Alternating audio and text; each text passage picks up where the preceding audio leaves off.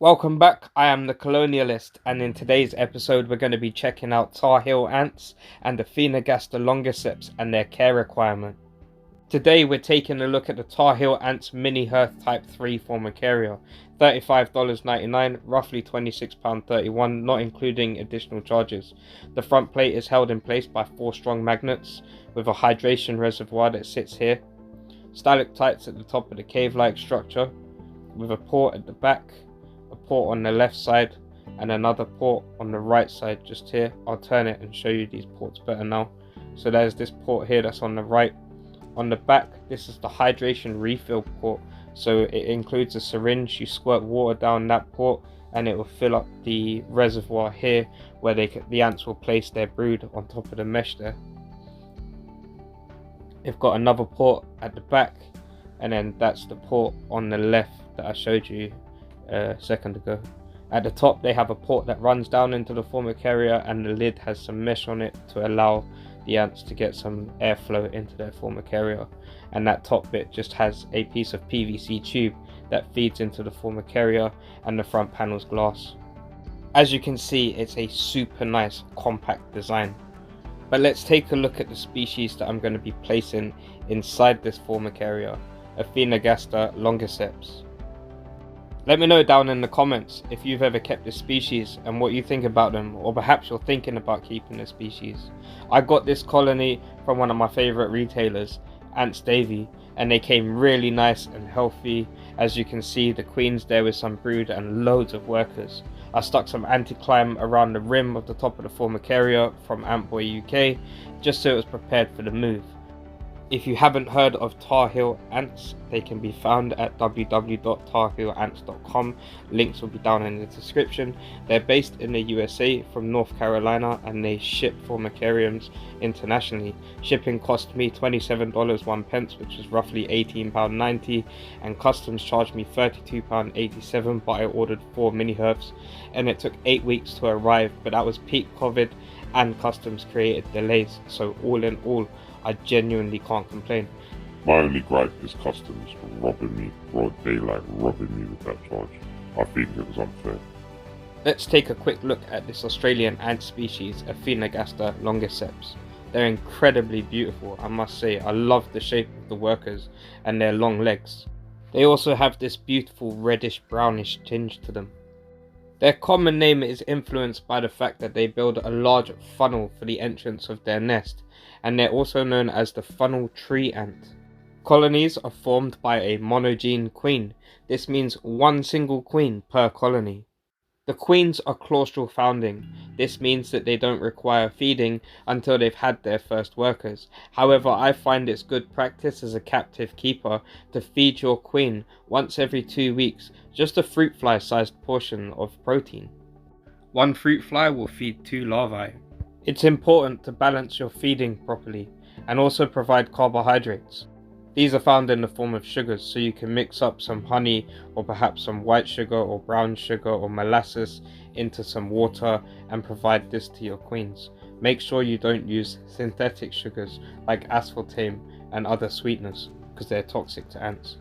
Aphaenogaster Longiceps colonies can contain up to 10,000 workers, so they're not massive in comparison to other species. This species is best kept between 24 to 28 degrees Celsius, 75.2 to 82.4 Fahrenheit. The nest part of this species needs to be between 50 to 60% humidity, which actually gives me the perfect opportunity to show you how to refill the water reservoir. I'm not using the syringe it came with, I'm just using a water dropper bottle that I got from one of my aunt's Davey orders. In Australia, these are considered a beginner-friendly species. They consume a varied diet of insects and seeds, so their favourite is from the family of dipterans, which includes fruit flies, mosquitoes, etc. They can have small seeds, such as millet and chia seed, and they can also consume fruit, which is where they get their carbohydrates and sugars. You just have to be incredibly careful of pesticides and other contaminants that can harm the colony. If you don't want to risk feeding them fruit, that's fine. They can get their carbohydrates through the honey water and sugar water, as I mentioned previously. The queens range in size from 11 to 13 millimeters, and the workers range in size from 5 to 8 millimeters. They are monomorphic, meaning that they don't have varied casts of workers such as Mesobarbarus, which have large majors, or Carabara, which have large soldiers. That system is known as polymorphism, but I'll throw that in a video for another day. Let me know if you want me to cover it in the comments.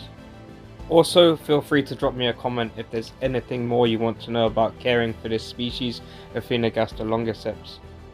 I think it's time to get back on track with the Tar Heel Ants Mini Hearth Type 3 Formicarium review. Another nice feature is underneath where the water reservoir is placed into the Formicarium, it's got a piece of rubber attached, and I believe that's just to make it hold steady to the surface that it's sitting on top of and to stop vibrations and accidental movement. As you can see, it gave resistance when I tried to move it with my hand. Roughly measuring with a ruler, it's 100 millimeters in length, 100 millimeters in height, and 50 millimeters in width. However, I found the port sizes to vary between 9 and 10 millimeters. Included with my order, I got this little pack which had Mac's business card, Tar Heel Ants, and his email, tarheelants@gmail.com, a pack of stoppers, and these little feeder tubes with stoppers at the top, as well as the aforementioned syringe, which is blunt tipped. I'm going to start with the things that I really like about this Formicarium. I love the design with the cave-like structure and the stalactites at the top.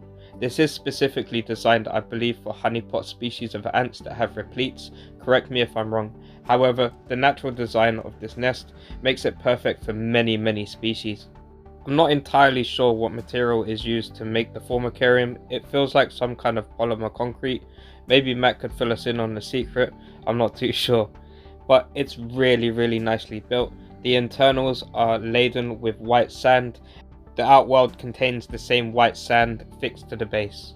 Of course, a great feature is it's future-proofed, being modular, so it has the 2 ports either side. You can connect up new nests.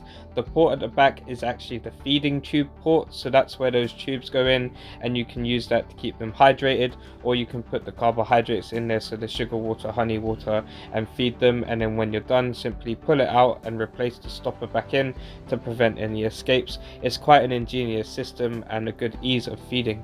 There are some drawbacks to the nest.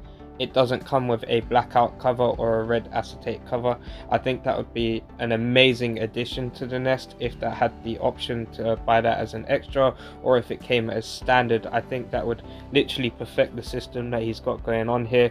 It's a great design as it is. I just think it's lacking that one major element. And also, I'd love to see detachable outworlds. I'm a massive fan now of separate outworlds compared to an all-in-one system. This is primarily because you disturb the colony less and you have less chance of stressing out the queen and stopping her from laying brood. If you're in the UK and you're purchasing these, I'd suggest you keep your order below £127.50 or £125, whichever it worked out to be, and that way you will stop yourself getting slapped with a customs charge, or you should be able to dispute the charge. I'll put a link to the customs information down in the description, so check that out if you're interested. And now I'm going to start with the brand new rating system. So I've started the 5-star system. I'm going to give them 4 stars for hydration, because the port at the back can be a little bit tricky to get water into. 1 star for heating, simply because the nests have nothing designed on them for heating. There's no cable runs, it's not raised or anything like that. I'll give them 4 star on design. It's just got a really nice, fantastic, natural-like design, and the ants do really well in it. I've got a 4 star for build quality. It's really nicely put together. 3 stars for durability, simply because some species can chew their way out of it and eventually it is going to decay. 3 star for affordability because of the customs and the shipping charges, and 4 stars for unique. That gives them a total of 24 out of 35 stars, and the THA Mini Hearth Type 3 scores a solid 4-star rating, which is actually quite an impressive rating considering there are certain disadvantages to the nest. Those can be easily rectified. So if you'd like to see me implement this kind of system and go over some of the previous stuff that I've reviewed, let me know down in the comments, and I'll certainly go back over those old things and start doing the 5-star system. Massive shout out to Audi Susanto, who's designing me some characters. Watch them come soon, and join us for the Colonial AntCast, which is the new podcast with myself, Hood from Ant's Hood, Jake from My Living World Ants, and Alex from Ant's Holleufer. We've got our second episode out now, so if you like listening to podcasts or you're just bored and you're walking around, feel free to chuck in some headphones and give that a listen. It's available on Anchor FM and Spotify, and the links will be down in the description so you can enjoy the episode. If you'd like to take part, then get in contact with me. Until next time, I'm signing out.